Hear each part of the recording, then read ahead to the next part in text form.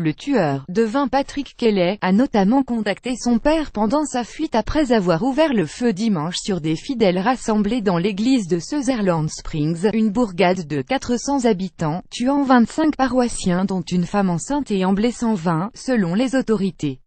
Un différend familial, notamment une dispute avec sa belle-mère à qui il avait envoyé des messages de menaces, pourrait être à l'origine du carnage, selon les enquêteurs. À cette heure nous ne sommes pas capables d'entrer dans ce téléphone, a expliqué Christopher Combe, responsable de l'enquête pour le FBI, lors d'un point presse 48 heures après la tuerie. Cela souligne un problème auquel nous avons déjà été confrontés avec les avancées de la technologie pour ces téléphones et l'encryptage. Les forces de l'ordre au niveau local ou fédéral ont de plus en plus de mal à entrer dans ces téléphones, a-t-il affirmé, en refusant de confirmer que le portable incriminé était un iPhone.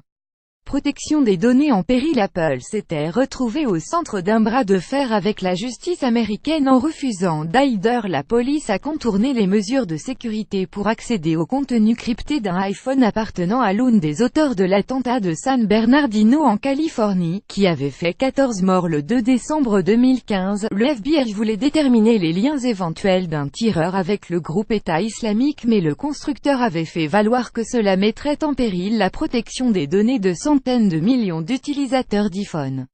Le FBI avait finalement réussi à déverrouiller l'appareil grâce à des prestataires extérieurs qui n'avaient pas été identifiés. 7000 téléphones bloqués.